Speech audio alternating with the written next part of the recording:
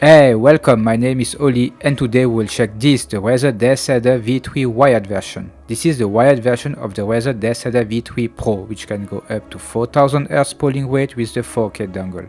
But now Razer brings the wired version of it, which goes up to 8000 Hz polling rate, and the whole mouse comes at €80 or $70. So let's compare it to the Deathadder V3 Pro and check if the low price is noticeable in the performance and quality. But first, let's do a quick unboxing. As a wired mouse, you got almost nothing in the box. Of course, the mouse, stickers and information guide. Wow, that was a quick unboxing. Let's check now the specification. Here this Deathadder V3 has the same sensor Focus Pro 30K sensor as the Deathadder V3 Pro wireless. The weight is here of course different. The wired version weight is 59 grams, 57 grams on my copy, compared to the 63 grams for the wireless version, but 6 grams is not that much. The wired version also comes with the Razer Optical Generation 3 switches. So let's do a quick sound and quality check.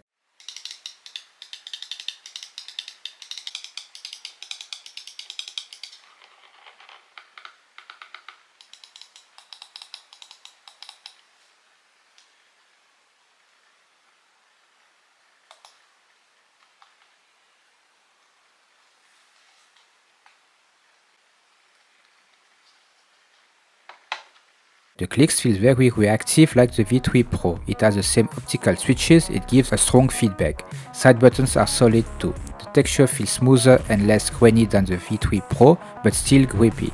It reminds me of the G Pro X Superlight. The PTFE skates looks to have the same size and position as the V3 Pro, but the wired version has the white one, which feels to have a better sliding and just a bit faster. What I like is that the sharp edges I was complaining on my Deathadder V3 Pro are now gone with this version. At least on my copy, that's great. Regarding the size and shape, it has exactly the same shape as the V3 Pro, so more destined for people with medium and larger hand size, good for palm or claw grip. I wish I will bring a smaller version of it too. Now let's check the performance in gaming, especially the cable. 8000 Hz is great, but let's be honest, the normal consumer will not know the big difference between 4000 and 8000 Hz, even if on the paper the 8000 Hz is better. For a pro player, which every millisecond can make the difference of winning or losing the game, having the best gaming mouse technology can be very important. And here this wired Deathadder is the fastest in this category. You can set the 8000 Hz polling rate in the Synapse software. By default is set on 1000 Hz. It's important to connect the USB cable of the Deathadder V3 directly to your motherboard and not at the front of your case. Now for the people who are a bit concerned about the cable, sure, it can be annoying, especially if you play with a low DPI and are using to make long movement on your mousepad. But for those who play with 800 DPI or more, it can be less noticeable. Having a mouse bungee can also help having less weight of the cable sliding on the desk. Another point is the flexibility of the cable. Here the Deathadder V3 cable are okay, it feels a bit more flexible than the Viper Mini cable, but not the best flexible cable out there, but it does the job. It feels still a bit hard. I hope the durability is correct, because changing the cable can be a nightmare. Better to buy a new mouse, but at least you have not to worry about battery life or wireless signal transmission. So, to sum up, Razer brings with this Deathadder V3 wired gaming mice in general back to life.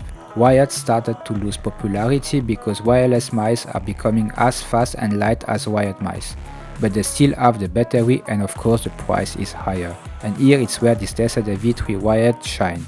With the specs and quality build, paying only $70 or €80 is very fair, considering that the Viper Mini Wired 8K version with all the sensors costs the same price.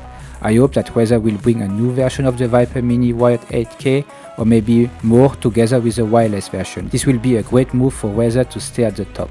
But this Deathadder V3 Wired version is a mouse to consider if you like this ergo shape and have no problem playing with a wired mouse.